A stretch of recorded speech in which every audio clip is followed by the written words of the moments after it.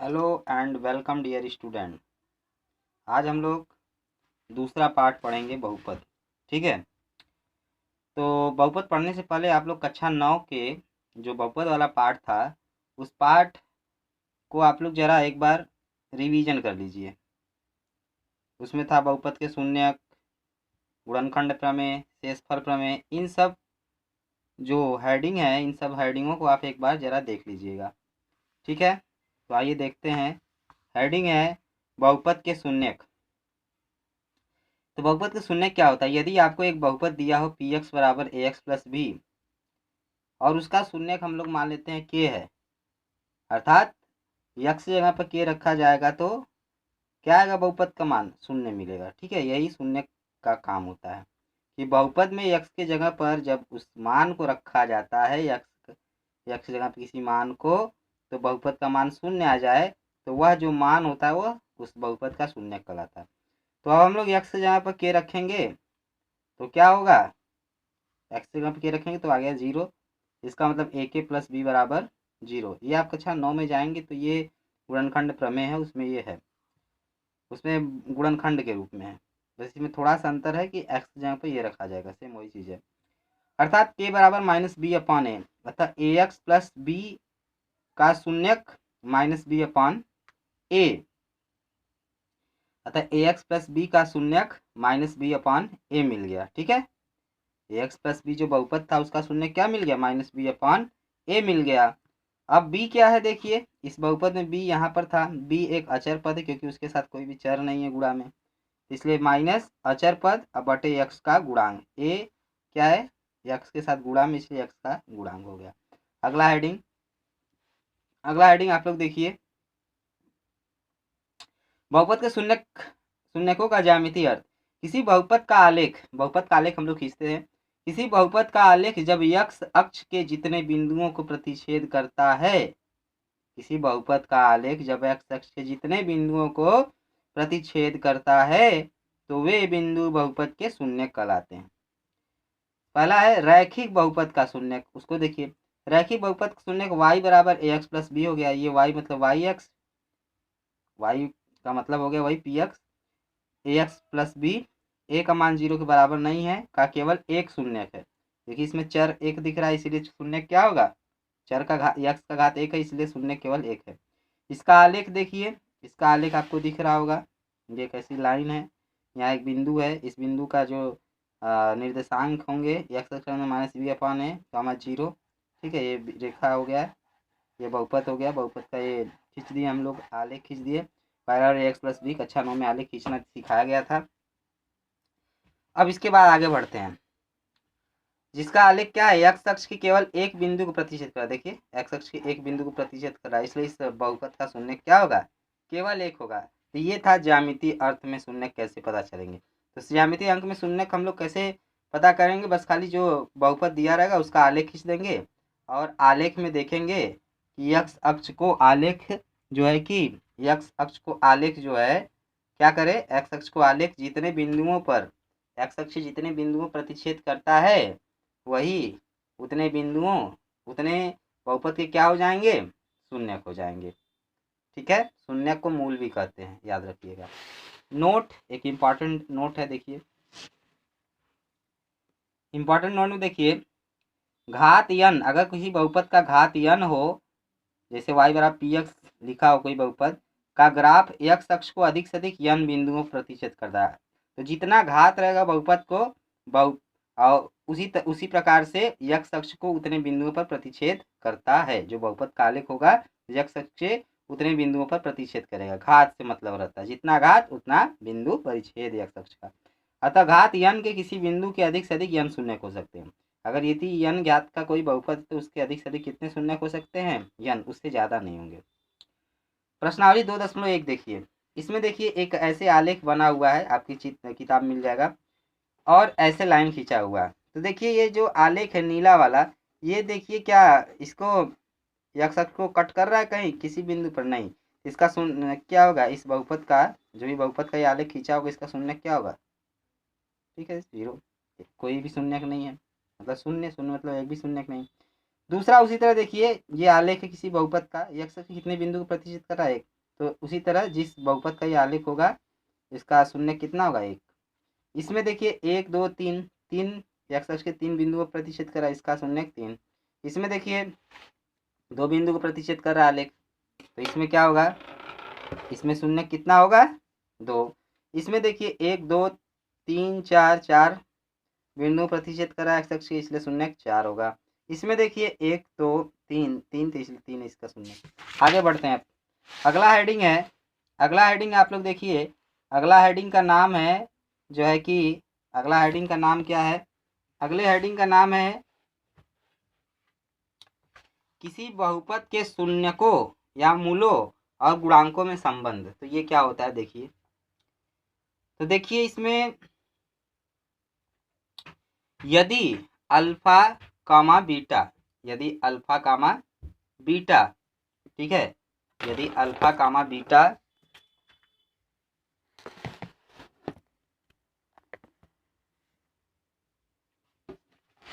यदि alpha comma beta द्विघात बहुपद पी एक्स बराबर a x square plus b x plus c comma a does not equal to 0, ठीक है, a does not equal to 0 के शून्यक हों तो x minus a x minus b p x के गुणनखंड होते हैं। ठीक है, ये एक बार समझ लीजिए, इसका आप लोग गुणनखंड करेंगे तो ऐसा आएगा, तो एक्स माइनस ए नहीं है सॉरी, ये अल्फा है, इसको अल्फा मानिए, ऐसे बना दीजिएगा अल्फा एक्स माइनस अल्फा, ठीक है, एक्स माइनस अल्फा। ठीक, अब देखिए आगे, x minus alpha x minus beta p x से गुणनखंड है, ठीक है, इसके, अतः a x square plus b x plus c बराबर होगा के, कोई कांस्टेंट आएगा, कोई संख्या आएगी वास्तविक, x minus alpha x minus beta लिख दे जहाँ के एक अचर है, के, अब इनका गुणा कर दिए, इतना आ गया।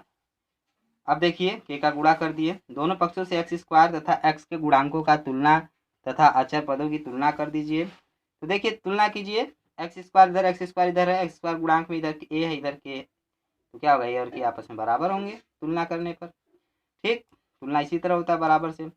यक्स के गुणांक इधर बी है, इधर माइनस के ब्रैकेट में अल्फा प्लस बीटा है, ये लिखा गया। उसी तरह के अल्फा बीटा इधर है, सी है, तो सी इधर है अचर पद, इधर के अल्फा बीटा उसको लिख दिए।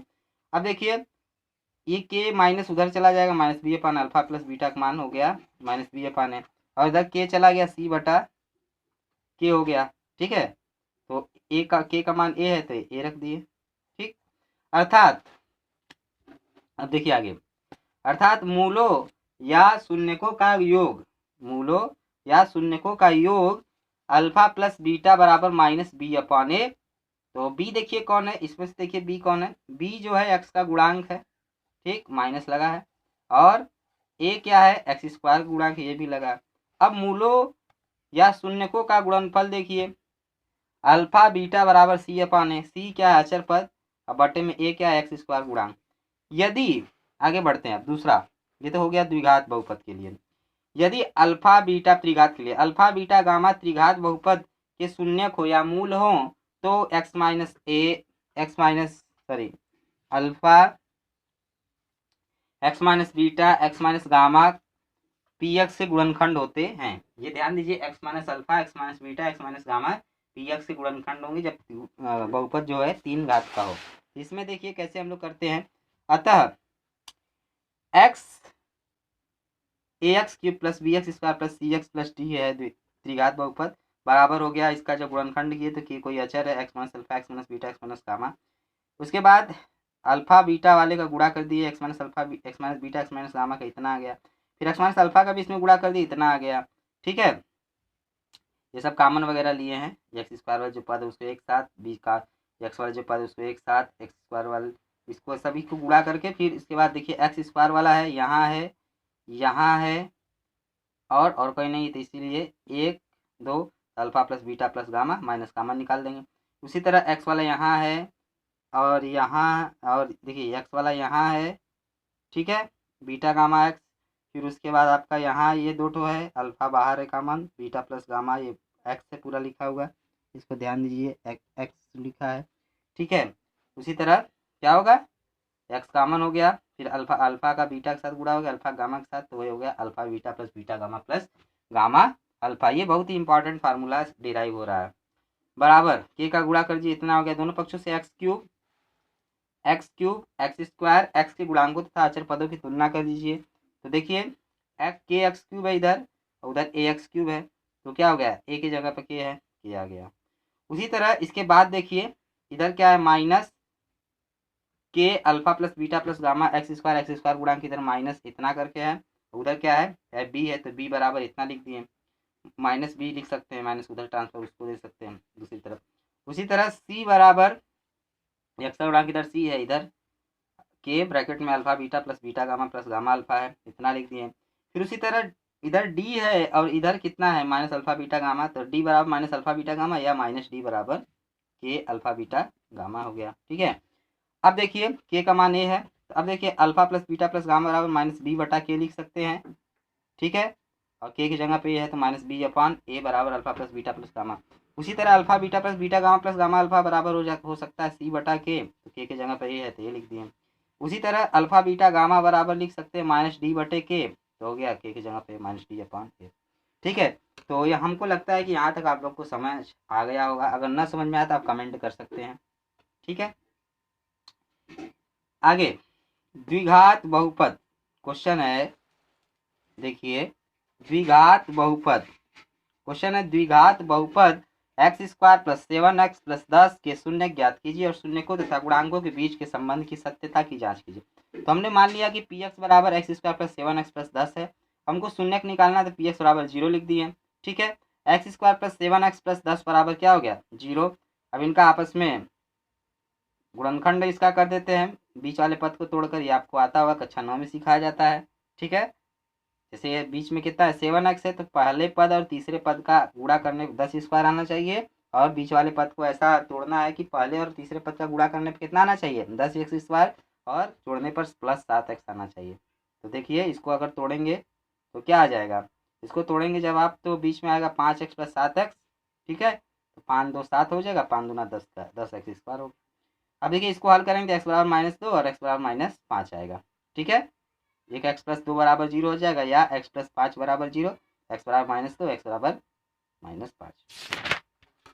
तो अब देखिए, अब यहाँ से हम लोग देखते हैं, अर्थात -2 और -5 एक्स का मान जो निकला वही शून्यक है। ठीक, इसलिए अल्फा बराबर -2 बीटा बराबर -5, जो दो ठो मान आए एक्स को, एक को अल्फा का मान मान लेंगे, एक को बीटा के बराबर मान लेंगे। अब LHS देखते हैं, LHS हम लोग पीछे फार्मूला अभी पढ़े थे, अल्फा प्लस बीटा बराबर माइनस बी अपान ए, मूलों का योगफल और मूलों का गुणनफल अल्फा बीटा बराबर सी अपान ए। तो पहले देखिए मूलों का योगफल पर आते हैं, सत्यापित करते हैं उसे। LHS alpha plus beta, alpha का मान -2 है, बीटा का मान -2 5 है, जोड़ेंगे -7 आ गया। RHS क्या होगा, सी अपान ए, सी का मान कितना है, सॉरी हाँ, RHS कितना होता है, alpha beta, sorry alpha plus beta बराबर कितना होगा, -b अपान ए। तो b का मान आप देख लीजिए, पीछे तुलना कर लीजिए, आइए एक बार देख लीजिए, ax square plus b x plus c, b की जगह पर कितना है 7 है, बी की जगह कितना है 7 है, सी की जगह पर 10 है, ए की जगह पर कुछ नहीं लिखा है तो 1 होगा। ठीक है, अब देखिए ध्यान से, अल्फा प्लस बीटा ये हो गया -7, RHS क्या होगा -b अपान ए होता है, अल्फा प्लस बीटा बराबर, तो माइनस का माइनस निशान लग गया, बी का मान 7 है और ए का मान 1 है, तो -7। देखिए LHS RHS दोनों बराबर हो गए, इसका मतलब मूलों का जो योगफल वाला शून्यकों का योगफल या मूलों का योगफल वाला जो सूत्र था वो सत्यापित हो गया। अब इस तरह दूसरा है मूलों का गुणनफल बराबर LHS अल्फा बीटा, उसको हल करेंगे 10 आ गया, RHS है सी अपान है, सी का मान 10 है, ए का मान 1 है, हल करिए इतना आ गया, अल्फा बीटा बराबर सी अपान है, ये भी सिद्ध हो गया। ठीक है, तो इसी तरह इस सवाल को करना था। आगे एक सवाल है, बहुपद एक्स स्क्वायर -3 के शून्य का गुणा कीजिए, शून्य ज्ञात कीजिए और शून्य को तथा गुणांकों में संबंध स्थापित कीजिए। तो ये देखो, ये देखिए आप लोग पीछे वाले सवाल की तरह है, इसको आप लोग कर लीजिएगा। अगला सवाल, एक द्विघात बहुपद ज्ञात कीजिए जिसके शून्यकों का योग तथा गुणनफल क्रमशः -3 और 2 है। माना एक बहुपद x square plus b x plus c बराबर 0, इसके शून्य अल्फा और बीटा है, एक बहुपद मान लिए, इसके मूल क्या है या शून्य क्या है, अल्फा और बीटा है। अतः अल्फा प्लस बीटा बराबर -3, ठीक है, -3 हो गया, और -b अपान ए, अल्फा प्लस बीटा बराबर -b अपान ए होता है।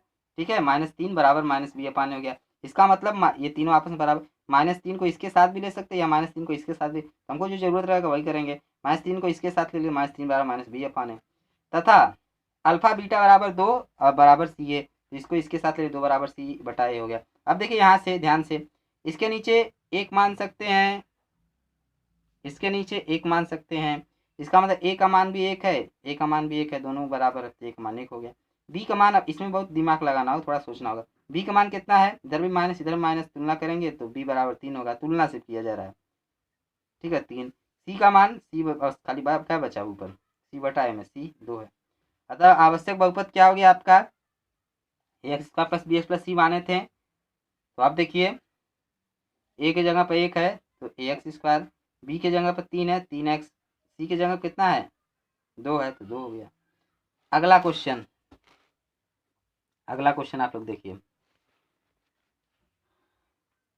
जांच कीजिए कि त्रिघात बहुपद पी एक्स बराबर इतना के शून्यक 3x square minus 5x minus 11x minus 3 के शून्य इतना है 3 इसके बाद शून्यकों तथा गुणांकों के बीच के संबंध की सत्यता की जांच कीजिए। पहले इनको क्या करना है, शून्य जांच करना है शून्य है कि नहीं। तो आइए देखिए कैसे जांच होता है, सॉल्यूशन देखिए।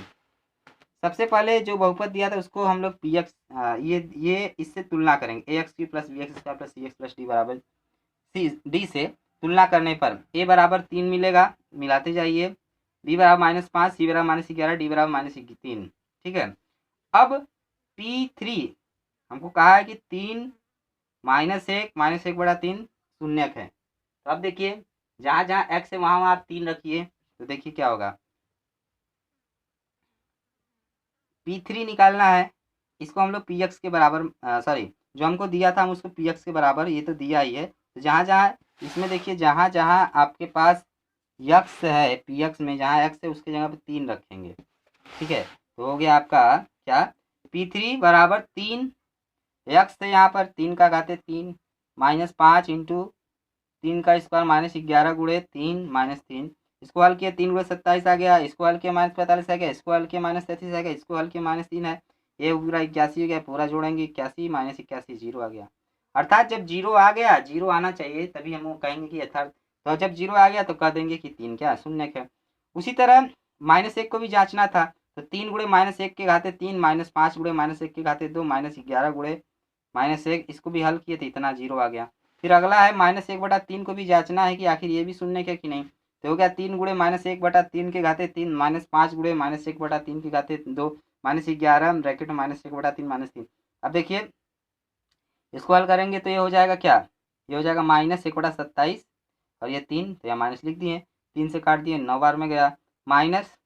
अब देखिए माइनस इसका स्क्वायर करें 1/9 आ गया, गुणा करेंगे 5/9 आ गया, ठीक है, प्लस 11/3 हो गया, माइनस माइनस प्लस -3 हो गया। हल किए पूरे को, इसको हल किए -1/9, इसको -5/9, इसको 11/3 -3, पूरे का एलसीएम लिए इन तीनों का तो 9 आ गया। देखिए 9 से 9 बार में गया है -1, 9 से 9 बार में गया एक बार में, 9 1 कम 9, 9 1 का गुणा कर दे -5, फिर 3 का 3 बार में गया, ठीक है, 3 का 3 से काटे तो 3 3 का 9, ठीक है, तो ये कितना हो गया, इन तीनों को साथ लिए, सॉरी इन तीनों को हम लोग साथ लिए हैं, ठीक है, इन तीनों को साथ ले करेंगे तो इतना आ जाएगा, ठीक। जैसे इसको इसके नीचे 1 है, 1 से कितने बार में गया 9, 9 1 कम 9, ठीक, और यहाँ 3 है तो 9 3 27 -27 प्लस 11/3, इसको किनारे रखें, इसको हल के -33/9 आ गया, प्लस 11/3 आ गया, इनको हल करेंगे, ये देखिए 3 से 3 बार में गया, 3 से 11 बार -11/3 आया, प्लस 11/3 जीरो आ गया। अतः सत्यापित ये हुआ कि 3 -1 -1/3 पी एक्स के शून्यक है, इसलिए अल्फा बराबर 3, बीटा बराबर -1, गामा बराबर -1/3 हो गया।